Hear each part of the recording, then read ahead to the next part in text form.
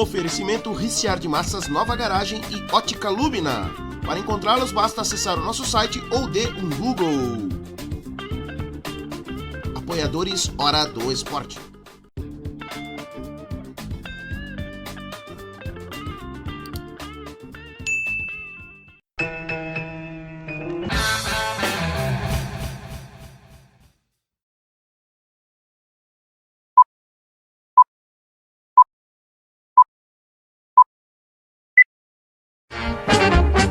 Uma vez Flamengo, sempre Flamengo. Flamengo sempre eu hei de ser. É o meu maior prazer vê-lo brilhar, seja na terra, seja no mar. Vencer, vencer, vencer. Uma vez Flamengo, Flamengo até morrer. Flamengo, campeão brasileiro, ganhou o Campeonato Brasileiro perdendo do São Paulo, mas ganhou, é o campeão brasileiro.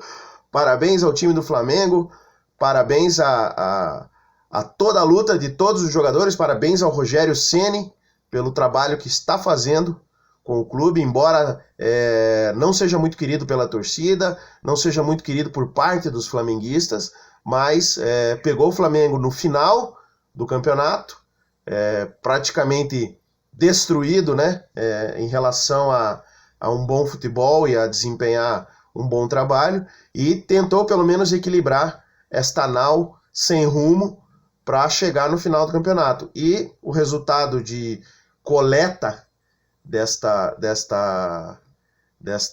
trabalho está aí. Valeu, Rogério Ceni, parabéns ao Flamengo, e seguimos. Octa, como diz o meu amigo Rodrigo Barros Del Rey. Octa! Tem alguém que é Octa? Seguimos! Daí, pessoal da Hora do Esporte. Daí, Franzini, beleza? Tô aqui ainda comemorando o Octa do Flamengo. Ei, maravilha! Querendo saber o que vem depois. Ena? Depois o Deca? Campeão? 2021 vai ser mais moleza. Vamos descansar o time, recuperar uns jogadores, a moçada vai subir da base. E agora eu tô torcendo aqui pro Grêmio, que torceu contra o Internacional. E é isso aí. Grêmio e Corinthians, para sempre no coração. Mengo!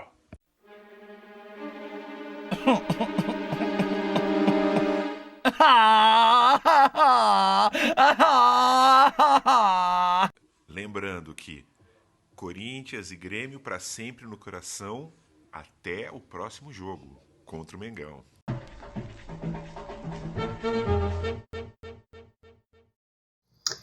Salve, salve, meus queridos ouvintes da Hora do Esporte. Rogério Franzini com vocês. Segunda-feira, 1º de março de 2021. Já chegamos em março, hein, galera? Meu Deus do céu, como o tempo passa rápido. Vamos lá, vamos falar aqui dos resultados dos últimos jogos da rodada da Série A. Bragantino 1, Grêmio 0, Bahia 2, Santos 0, Atlético Paranaense 2, Sport Recife 0, Atlético Goianiense 3, Curitiba 1, Internacional 0, Corinthians 0, Ceará 2, Botafogo 1, São Paulo 2, Flamengo 1, Atlético Mineiro 2, Palmeiras 0, Vasco da Gama 3, Goiás 2 e Fluminense 2, Fortaleza 0. Esses foram os jogos da 38ª rodada que fechou aí o Campeonato Brasileiro da Série A com o campeão Flamengo. Ganhou perdendo do São Paulo, mas levou a vantagem pela não vitória do Internacional sobre o Corinthians, que era uma oportunidade que o Flamengo poderia perder esta taça. Aí, como resultado disso, rebaixados Vasco, Goiás, Coritiba e Botafogo. Na Sul-Americana, Palmeiras, Santos, Atlético Paranaense, Bragantino, Ceará e Corinthians. E para jogar a Libertadores da América, Flamengo, Internacional, São Paulo, Atlético Mineiro, Fluminense e Grêmio. Agora eu chamo os meus amigos aqui, o William Sopa e o meu querido Elian Voidello, para falar um pouquinho aí desse final de Brasileiro. É com vocês. Então vamos falar de Campeonato Brasileiro, né? Vamos falar de Campeonato Brasileiro e eu quero começar dando esse comentário em especial, dando os meus parabéns a toda a torcida rubro-negra, a todo torcedor rubro-negro, saudações rubro-negras a todos vocês espalhados por todos os cantos do Brasil. Vou mandar um salve especial aos torcedores do Nordeste, os rubro-negros nordestinos, e é um dia de se celebrar, né? Um dia não, mas um momento de celebração depois de uma temporada tão turbulenta que a gente teve com vários problemas, Covid, lesões, calendário, seleção, enfim, tudo se encaminhou para que as coisas acontecessem como elas deviam acontecer e o rubro-negro tá feliz da vida porque o Flamengo terminou em primeiríssimo lugar no Campeonato Brasileiro, o Internacional em segundo, ou seja, Sport Recife, campeão brasileiro da temporada 2020, ou podemos chamar de 2020-2021. Então, um abraço a todos os torcedores do Sport Recife, campeões brasileiros. Brincadeiras à parte, acabou um campeonato muito turbulento, né? Um ano que parecia que não ia terminar nunca, porque a gente é acostumado, né, que o ano termina junto, mais ou menos junto com o Campeonato Brasileiro, o calendário termina mais ou menos junto, março, e a gente tá falando do Campeonato Brasileiro de 2020, finalmente acabou, ainda falta a Copa do Brasil para fechar a temporada, mais um jogo ainda, né? Mas no Campeonato Brasileiro a gente tem um fechamento dentro de uma expectativa de um campeonato onde ganhou quem menos não quis. Todos os times fizeram um esforço danado para não ganhar esse campeonato, né? Todo mundo ficou empurrando, não, leva você, a gente já falou sobre isso nas outras edições. O que menos não quis foi o Flamengo, e aí pesa muito a diferença técnica do elenco do Flamengo para o resto dos times do Brasil. O Flamengo jogou bem os últimos 10 jogos, e vamos pegar aí os últimos 12 jogos, e os últimos 2 em especial, o Flamengo nem jogou tão bem assim, né? Especialmente esse último, que o Flamengo fez uma atuação abaixo da crítica, e abaixo do que se espera de um time que está brigando por título, né? O Internacional também, contra o Corinthians. Mas o Flamengo tem uma diferença técnica absurda em relação aos outros times, e a hora que arrancou, ele sempre se manteve ali bicando, né? Oscilou durante o ano, mas nunca a ponto de ficar fora de um G4, por exemplo, né? Rápidas oscilações, mas sempre ali rodeando, né? Comendo pelas beiradas. A hora que chegou o momento decisivo, os jogadores acordaram, houve uma união muito grande em torno dos jogadores. Depois de tantos problemas, erros em escolhas de técnico, e inclusive o último erro do Flamengo será mantido para essa próxima temporada agora, que é Rogério Ceni segue técnico do Flamengo. Houve uma união entre os atletas e briga com jornalistas, principalmente setoristas, né, que, segundo os jogadores, criaram fatos para desmerecer o trabalho deles. E eles se uniram, eles resolveram jogar bola, e a hora que eles resolveram jogar a bola, eles resolveram o campeonato, né? Mas podia ter saído muito caro, porque se essas oscilações, se essa perna dos jogadores aí, porque isso é coisa de perna, né? A gente resolve quando a gente quer. Se essa perna aí dos jogadores tivesse gerado uma oscilação a ponto de ficar fora da disputa, o Flamengo não ia ser campeão, mesmo com 10 jogos ali, que jogou muito bem no final do ano, que deu ares de um Flamengo que queria ser campeão brasileiro. Vamos ver como é que vai ser a próxima temporada agora, né? Porque tá tudo muito mascado, tá muito em cima uma coisa da outra, os estaduais já estão começando, vai prejudicar a pré-temporada, a gente vai ter um campeonato tecnicamente abaixo, né? De novo, por causa dessa questão de pré-temporada, os jogadores vão chegar cansados, lesionados, entra aquela questão dos estaduais com contratos da transmissão com os times, que impede os times de jogar eventualmente com um time sub-20, e aí mais uma vez, insisto sempre nisso, parabéns ao Atlético Paranaense pela coragem que tem de usar o campeonato estadual como ele deve ser para um time grande, que é um grande laboratório, para você experimentar o que você tem à disposição, para além do seu elenco principal, que você já sabe o que pode te entregar, né? Testar uma contratação nova, eventualmente, um jogador que está numa baixa, mas que já foi um dos principais, mas principalmente rodar a base, rodar as boas opções que o time tem para montar um elenco e aí sim focar no que realmente interessa. dentro do ano que é os campeonatos nacionais, né? Vamos colocar a Copa do Brasil aí, que nos últimos anos ganhou muita relevância por causa da premiação altíssima. E claro, sem deixar de esquecer, a Libertadores, que é a obsessão dos grandes times brasileiros, né? Vamos ver como é que vai ser essa próxima temporada, mas eu tô feliz da vida particularmente, vocês sabem bem, Flamengo campeão, octacampeão brasileiro, tá? Dentro das 4 linhas, dentro do jogo jogado, octacampeão brasileiro. Parabéns a todos os flamenguistas, parabéns à torcida do Internacional e ao elenco do Internacional. No começo do ano ninguém falava que o Internacional ia brigar pelo título, principalmente até a última rodada, né? E parabéns ao Corinthians, que segurou o Internacional, porque se não fosse o Corinthians, o Flamengo não seria campeão. E isso é fato, né? O Cássio foi o melhor goleiro do Flamengo na rodada.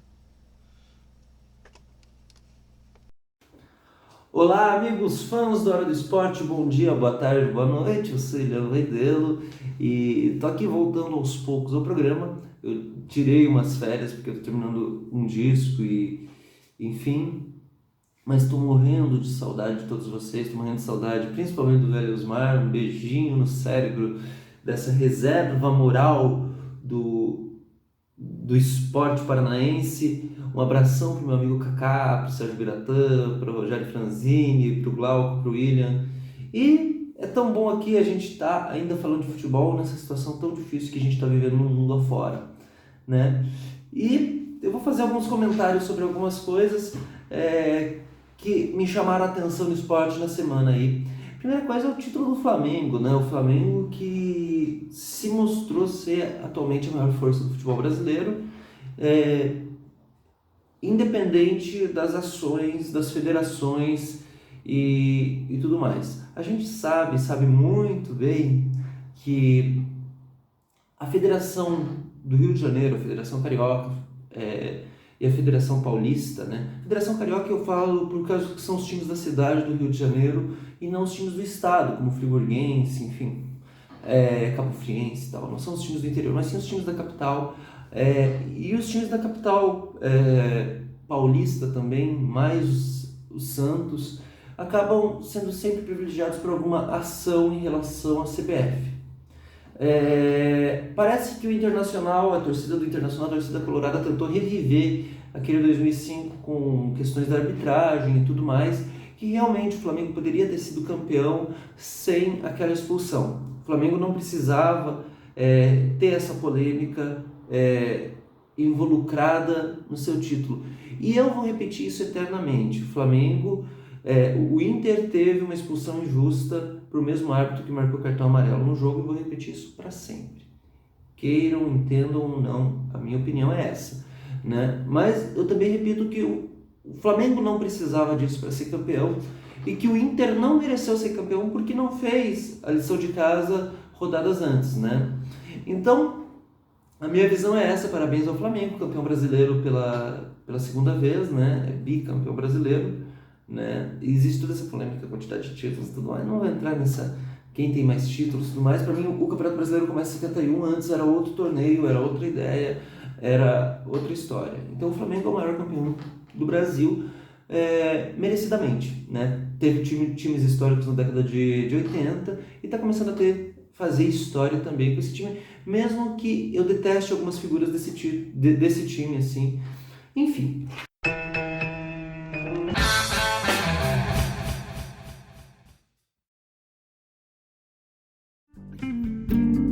Comer bem combina com viciar de massa.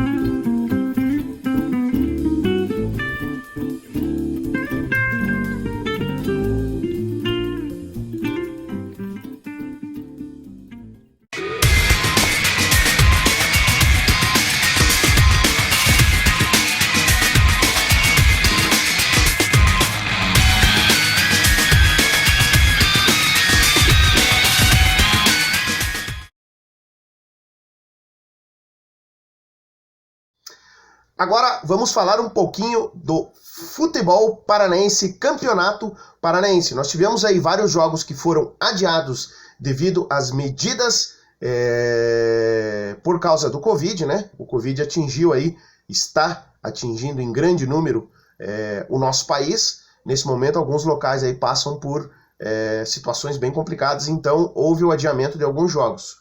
Os jogos que aconteceram neste final de semana foi Cianorte 1, Atlético Paranaense 0, Operário 1, Azuris 1.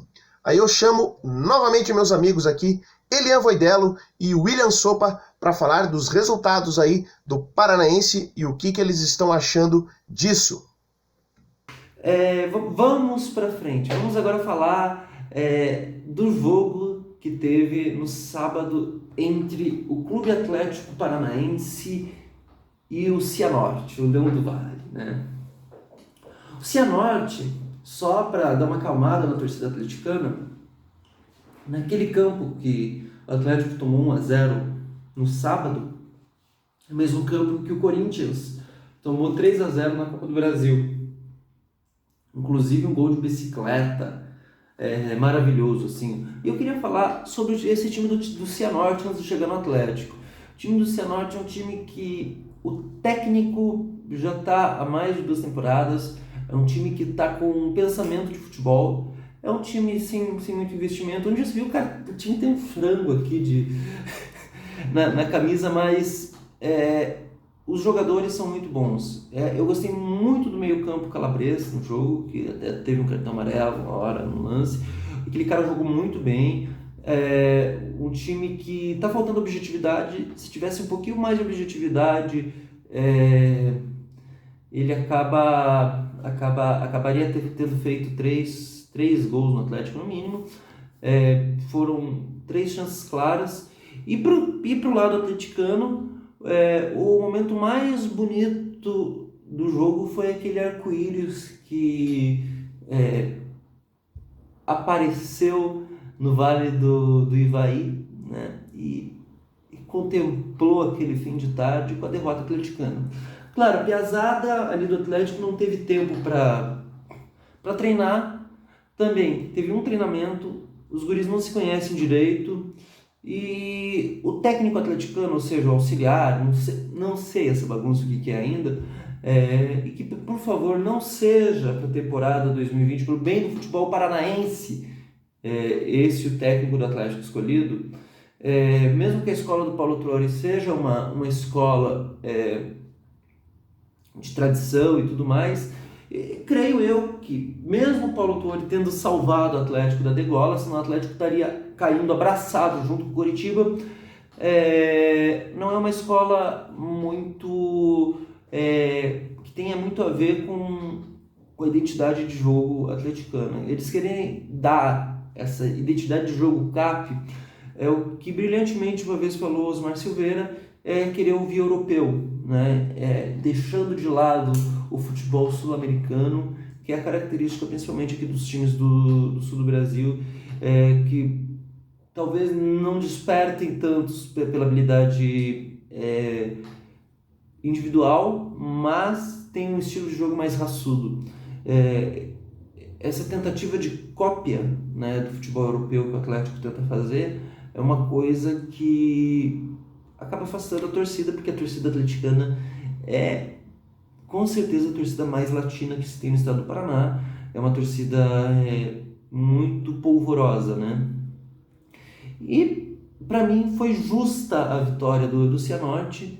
Eu acredito que esse campeonato, o Ruralzão, né, 2021, merece muita atenção nossa. Tem grandes times, né? E tá só começando, meus amigos, tá só começando. Então creio eu que vai ser bom de ver esses times do interior batendo de frente com os times da capital.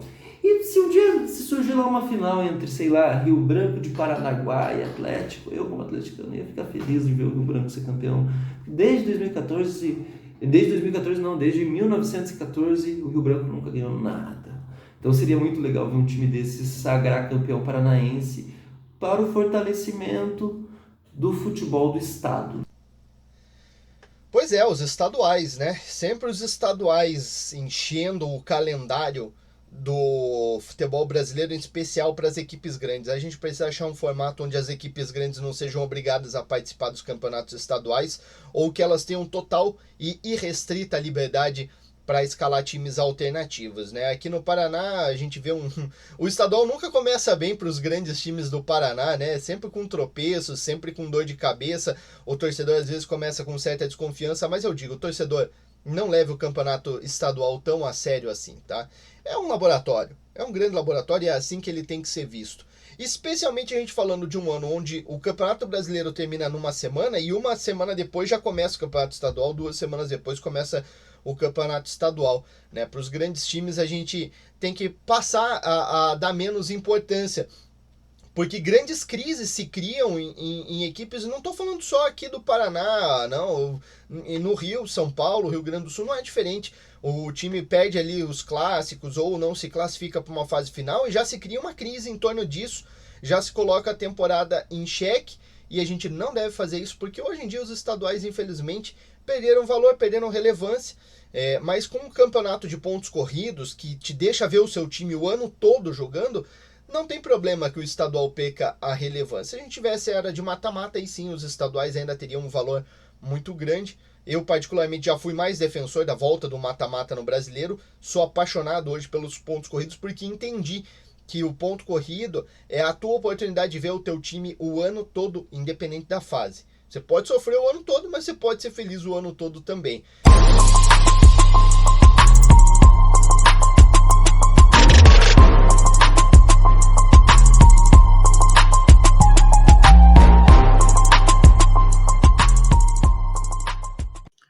Olá, meus amigos espectadores da Hora do Esporte Curitiba, bom dia, boa tarde, boa noite, aqui é Osmar Silveira. Alô, meus amigos da banca, Glauco Rogério, Sérgio, Kaká, William Sopa, Elian Voidello. O ponto de hoje, o que eu vou tratar? O ponto de hoje vai ser a respeito do final do Campeonato Brasileiro.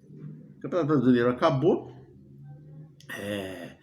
e eu ouvi aquela velha história. Nossa, que campeonato tecnicamente pobre. Realmente, eu até concordo, o campeonato foi pobre tecnicamente. Mas é de hoje isso? Não. O futebol brasileiro é tecnicamente pobre e não é de hoje. Vamos analisar junto comigo o porquê disso. Primeiro a gente tem que voltar lá atrás, muito lá atrás, na Copa. Eu vou pegar Copas para explicar isso, para mostrar essa evolução básica. Quero ver se serei muito sucinto, tá? Se serei rápido a esse respeito. Muito bem. O futebol brasileiro mostrou pela primeira vez a sua cara em 1938, com Leônidas da Silva. Depois não teve Copa e teve o problema da guerra, então voltou a Copa em 1950, onde aquele futebol brasileiro se impôs e perdeu. Tudo bem, perdeu. Perder faz parte do jogo. E depois essa frase, perder faz parte do jogo, é icônica e ela explica talvez o que acontece agora. Então em 50 o Brasil apresentou um futebol maravilhoso, mas perdeu.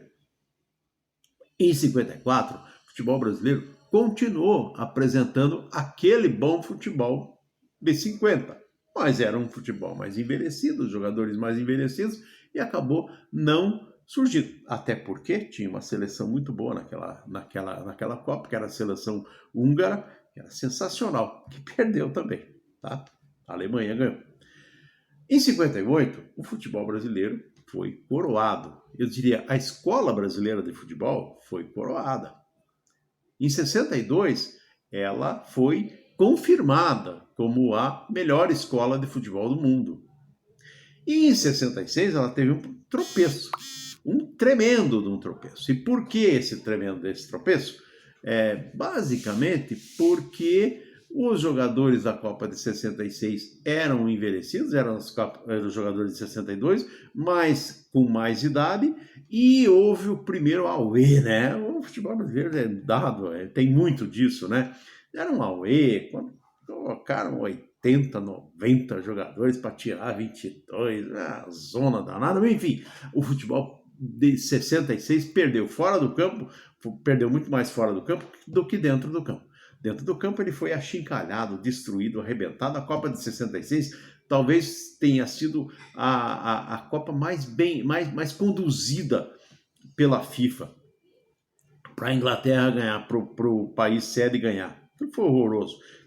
Se alguém olhar vídeos daquela época, vídeo, por exemplo, do jogo Brasil e Portugal, vai ver o que fizeram naquele jogo, o que o juiz fez naquele jogo. O Brasil, o juiz eliminou o Brasil mesmo, fez qualquer coisa para eliminar o Brasil. O Pelé levava porrada de voar longe e o juiz mandava seguir o jogo e ainda era capaz... Naquela época não tinha cartão amarelo, né? Se tivesse cartão amarelo, ainda era capaz de dar cartão amarelo pro negão lá, pro nosso rei do futebol, o único, o maior jogador de todos os tempos. Não adianta aparecer quem for. Pelé vai continuar para sempre. Pelé é eterno. Tá bom. Já tô me estendendo demais, azar. Muito bem. Em 70, esse futebol realmente voltou, não teve conversa, tá? Voltou rachando o bico, mas em 74 começou talvez a nossa queda. Em 74, nós passamos a ouvir os europeus. Futebol não se joga, futebol é um esporte coletivo, futebol não é individualidade, e é por isso que a Holanda, que veio com futebol extremamente coletivo, fez a melhor Copa do Mundo, não ganhou, gozada, né? Sempre o melhor não ganha. A Holanda, que era a melhor seleção do mundo, não ganhou, mas apresentou um futebol bonito. Aquela Holanda só apresentou futebol bonito porque tinha uns caras que jogavam bonito. Tinha o Cruyff, tinha o Neskins, tinha o Van não sei o quê. Aquele time era coletivamente muito bom, mas era individualmente excelente. Em 82, nós levamos um time individualmente espetacular e coletivamente perfeito. E perdemos. E a perda de 82 talvez seja isso que reflete agora porque o nosso campeonato é pobre tecnicamente. Porque a partir daí nós passamos a entender que o futebol não era mais um esporte, o futebol era um esporte somente coletivo. As individualidades foram totalmente... Como brasileiro, o futebolista brasileiro, não adianta tentar tolher isso, ele é criativo, sempre surge um ou outro que se supera. E aí a gente tem Ronaldinho Gaúcho, Ronaldo Gordo, Rivaldo, o próprio Alex, jogadores que saem do futebol coletivo e passam a jogar futebol individualmente. E esse futebol individualmente é o que determina a beleza do futebol. Não adianta.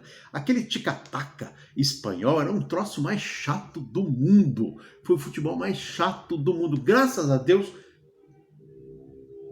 é o mesmo futebol que se joga na Inglaterra hoje. Só que o tic-tac inglês, aí, vamos dizer, é o objetivo e vertical. Enquanto que aquele espanhol era abriu um espacinho, porque o adversário já está de saco cheio de ver a gente trocar passe no meio de campo, aí vai lá e marca um gol. Tá? Na Europa de hoje, prevalece o futebol coletivo, como sempre, né? Mas prevalece quanto mais o futebol coletivo. Apenas alguns sul-americanos que vão lá e quebram esse paradigma e acabam tornando o futebol bonito. Messi não, tá? Messi não é sul-americano, Messi não é argentino. Messi é um espanhol que nasceu na Argentina. Ele joga o futebol europeu. Pois é. Então, a individualidade morta, a beleza plástica do futebol morta também. E o que acontece com o futebol brasileiro? Nós não somos afeitos ao futebol coletivo. Nós temos que jogar individualmente. Quando o menino surge na base do Brasil e dá o primeiro drible, o professor não põe mais ele em campo. E aí está a raiz da decadência do nosso futebol. As nossas individualidades estão sendo mortas lá no comecinho de carreira. E o que a gente tem é jogador pereba se achando grande coisa em campo, fazendo... Não vou falar. Fazendo isso que vocês estão pensando mesmo, se achando o rei da cocada preta. São péssimos, e é por isso que o futebol brasileiro está perdendo a sua beleza e perdendo o seu público. Por quê? Eu tenho muito amigo que nunca deixou de assistir futebol. Eu tenho um amigo coxa branca que nunca perdeu o jogo do Curitiba e que não assistiu essa última vergonheira aí que o Curitiba fez lá em Goiânia. Então, nós estamos perdendo. O nosso futebol está perdendo e muito. Tem contraponto? Chega junto. Tá, então vamos pro nosso contraponto, que nem é tanto um contraponto assim, né, com relação à fala do Osmar. Eu acho o seguinte, muito do que tem que ser levado em consideração é a crítica pontual. Não adianta a gente ficar puxando a crítica de todos os anos e pontualmente falando, a crítica de um campeonato tecnicamente abaixo, ela é cabível, levando em consideração que a gente está, muitas vezes, fazendo uma relação custo-benefício, né? Uma relação investimento versus realidade, expectativa e realidade em torno do campeonato. Mas eu concordo muito com o que o Osmar falou de a gente ter um problema na base, né? O brasileiro sempre gostou muito do futebol bonito e o Brasil cada vez mais tenta copiar o futebol europeu. Também concordo plenamente que o tic-tac é um saco. Eu concordo totalmente também que a gente tem o jogo posicional deixando o jogo quadrado, feio, chato, previsível até, né? E aí, claro, a individualidade faz a diferença. Há times que fazem posicional e são absolutamente anuláveis e outros que fazem o posicional igual o Barcelona fez, que não tinha como comparar porque era uma máquina incrível em nomes, né? A gente tem um problema na base. A gente, não só de não se revela, porque se revelam talentos também, bons dribladores, por exemplo, nos últimos anos na base do Brasil surgiram vários. O problema é que a gente não vê eles aqui, né? A gente tem um problema aí que os times vendem logo, né? Eu acho que algumas experiências aí, vou falar do Flamengo para ter um exemplo bom aqui, o exemplo de quando o time segurou e deu errado, né? O Negueba, o Adrian, o time ficou segurando, insistindo, deu errado. Então hoje em dia os times preferem evitar esse prejuízo. Podiam ter tido um lucro, o Flamengo podia ter tido um lucro absurdo com esses dois, resolveu segurar para explorar e acabou dando errado, né? Então depois surgiram outros, Paquetá, o Vinícius Júnior no Flamengo, aquele Rodrigo do Santos também, né? Ele que é companheiro lá no Real Madrid do Vinícius Júnior, o Reinier do Flamengo mais recentemente, que estava no Real Madrid também, já está no Borussia Dortmund. Então os times despacham logo o jogador para fazer o melhor lucro possível, enquanto eles ainda são da base. E aí a gente tem que se contentar com medalhão, com jogador em baixa técnica na Europa que volta para cá, ou já em idade mais avançada. Às vezes dá certo, às vezes não dá, mas o fato é que os times investem cada vez mais para ter um futebol dentro da mesma média do ano anterior ou eventualmente até abaixo, como foi, na minha humilde opinião, esse ano. Essa temporada tem a desculpa da Covid, né? Então, foi uma temporada atropelada, foi uma pré-temporada atropelada, os jogadores que se infectaram e tiveram consequências, sequelas disso durante algum tempo, né? Sem conseguir desempenhar o melhor futebol. Então a gente tem também essa questão, e eu acho que também tem que se levar em consideração o nível dos nossos treinadores, que é inferior. A gente sabe que é inferior. A gente vê o que o Jorge Jesus fez na temporada anterior em 7 meses, 8 meses. A gente vê o que tá fazendo o treinador português do Palmeiras agora, né? Também em curtíssimo espaço de tempo, fazendo bons trabalhos.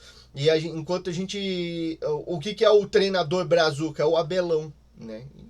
Não dá para você imaginar que um time vai ter um futebol tecnicamente esplendoroso jogando com um Abel de treinador, né, para citar o caso do vice-campeão desse ano. É um contraponto que não é tanto um contraponto assim, eu concordo em certas partes, mas eu acho que a gente revela talento, sim. Só que a gente não vê surgir mais, né? O talento vem, joga uma Copa São Paulo, joga os mundiais aí, os sul-americanos da vida com a seleção, com as seleções de base, e a gente não vê ele porque ele vai embora, né? O fenômeno do Messi, por exemplo, né? Que é europeu, porque desde os 16 anos tá na Espanha. E a gente tá vendo isso acontecer aqui também com os talentos. Antes a gente via eles ficarem mais e por isso a gente via mais o futebol desses caras brilhando por aqui, né? Mas é fato que a gente tem um problema na base, mas a gente tem também campeonatos tecnicamente abaixo do que poderia ser. Não que a expectativa seja muito alta, e isso talvez até seja um problema. A expectativa nem é tão alta e ainda assim o campeonato fica abaixo, para se pensar. Um calendário talvez maçante, esse ano a questão da Covid, enfim, tem várias coisas que tem que ser levadas em consideração. Pois é, meu amigo Osmar Silveira, muito entendido o seu ponto, muito observado, bem observado inclusive. Eu vou dizer o meu contraponto, né? A minha impressão que eu tenho, não acompanho as escolas de futebol atuais, não sei o quão é verdadeira esta informação que você está me passando a respeito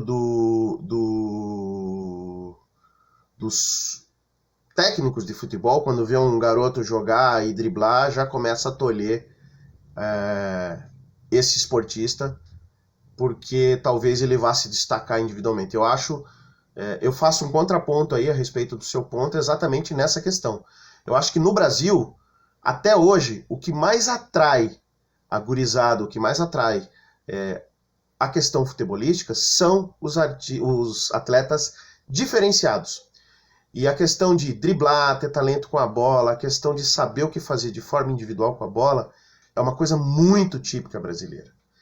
E nós podemos ter experiências, né? Eu vi você falando a respeito do Messi. O Messi é um caso de um jogador individualizado que tem um tremendo talento pessoal e coletivamente é um excelente jogador. Joga no futebol europeu. Podemos xingar, falar o que for, mas temos aqui no Brasil um exemplo, o próprio Neymar, né? Um dos destaques agora do campeonato brasileiro, por exemplo, o Gabigol. Eu percebo que é um garoto que tem um determinado talento, é um garoto diferenciado, tá trilhando uma carreira boa e incrível no futebol. Então, assim, eu não acredito que essa questão do futebol individualizado, do talento individualizado, e que nós estamos perdendo isso. Nós estamos nos adaptando ao futebol internacional, nós estamos recebendo do futebol internacional algumas influências que podem ajudar o futebol brasileiro a aprender melhor a trabalhar com o coletivo, sim. Inclusive, nós estamos absorvendo técnicos internacionais, e isso está trazendo para o Brasil uma nova maneira de se pensar futebol. Então, não concordo, faço um contraponto ao seu ponto, que perdemos essa essência. Como você falou, né, você vem exemplificando Copas e Copas e Copas e até chegar no momento atual. Obviamente, o futebol de antigamente era muito mais arte do que uma coisa coletiva. E esse discurso do coletivo não é uma retórica tão recente, é uma discussão já de muito tempo. E a Copa de 82, que eu tive o prazer de ver, exatamente como você falou, descrevo jogadores de talento individuais incríveis e que de forma coletiva trabalharam muito bem. Não trouxeram a taça exatamente porque havia um jogador na Itália diferenciado. E esse jogador, durante toda a Copa, levou a Itália para a final e nós tivemos aquele resultado, né, em 82. Então eu acredito assim que o seu ponto tem o meu contraponto nessa questão de visão. Eu ainda acho que no futebol brasileiro é muito importante o futebol individual e a nossa escola ainda é baseada no futebol individual. Eu acredito nisso. Valeu? Abraço!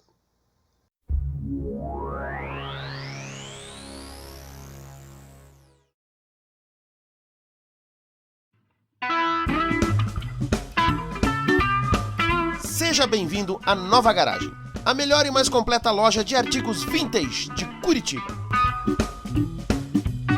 A Nova Garagem fica na Rua México, no Bacaxiri, número 808. Telefone 3501-3387 e o nosso website www.novagaragem.com.br.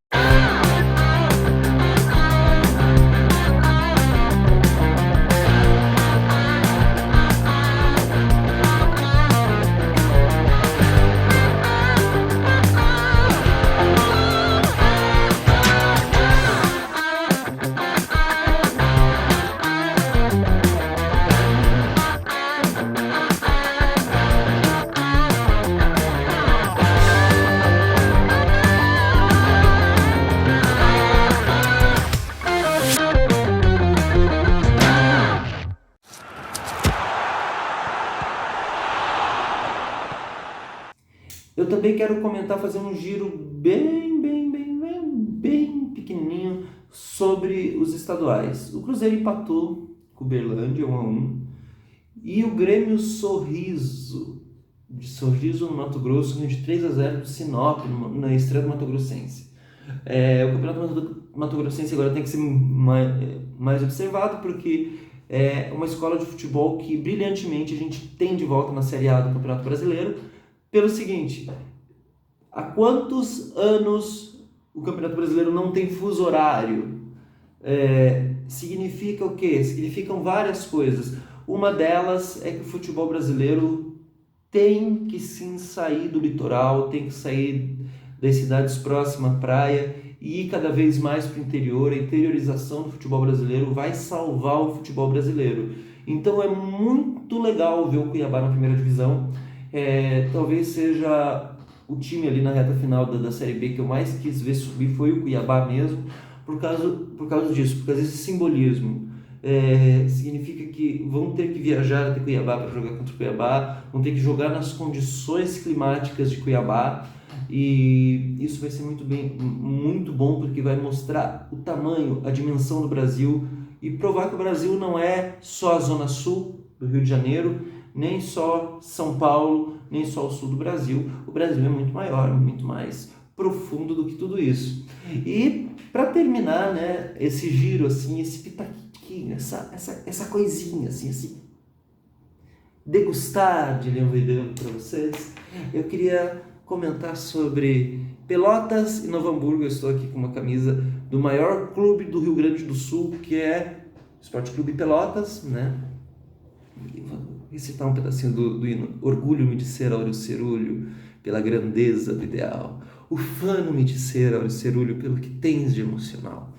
Grande clube, o Esporte Clube Pelotas. Não existe Grêmio, Inter, Juventude, essas coisas. Não existe. Pelotas é o maior. Empatou com o Novo Hamburgo, com o gol do Marcelo. Aos 5 minutos abriu o placar para o Pelotas, mas nos acréscimos lá o Novo Hamburgo empatou. Foi a estreia no Gauchão. Então, meus amigos, um beijo no cérebro para vocês, juízo, se cuidem, fiquem em casa. E o agro só é pop no Uruguai. O agro não deixou o Brasil se desenvolver industrialmente, então por isso a gente tem que festejar quando o time do Mato Grosso chega à Série A. Beijão.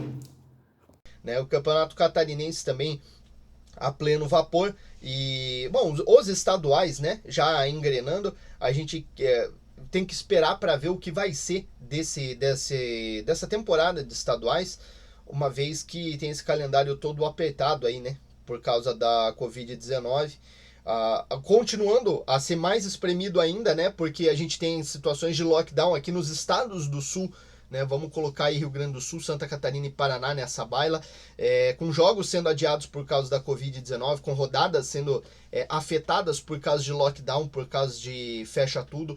Então, assim, a gente tende a ter um calendário tão complicado quanto foi o do ano passado, eventualmente até um pouco mais, dependendo do que se suceder aí com essa questão das novas cepas do coronavírus.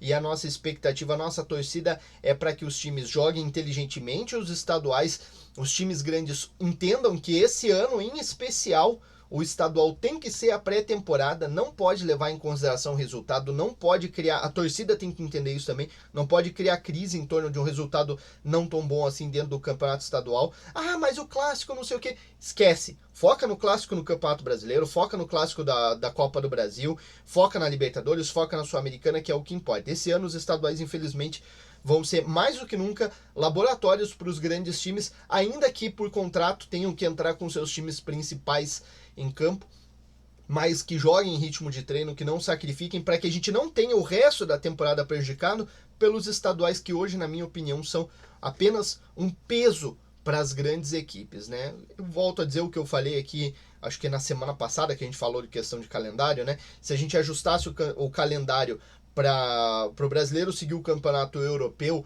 e a gente pudesse ter os estaduais após o campeonato brasileiro, aí eu acho que o campeonato estadual ganharia e, é óbvio, né, eventualmente sem grandes astros lesionados ou saindo dos clubes, mas ele ganharia em relevância porque seria o fecha do ano, seria durante ali um período de férias de meio de ano, de intertemporada de esportes, e a gente naturalmente veria os times tratando com um pouquinho mais de carinho esse campeonato estadual.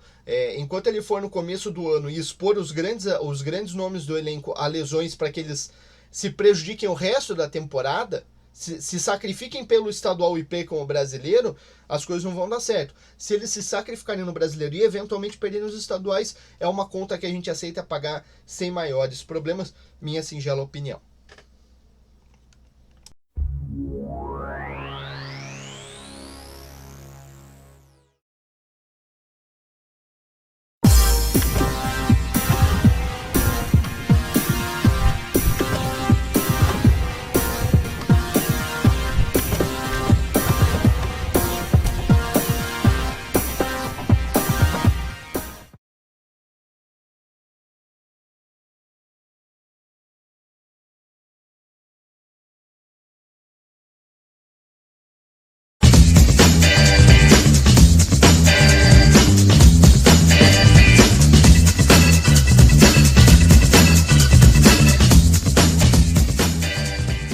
Salve, salve galera do programa A Hora do Esporte, tudo bem com vocês? Aqui é o Edil Man, do grupo Arte e Cultura de Curitiba do Facebook, em mais um quadro Indicação do nosso genial Rogério Franzini.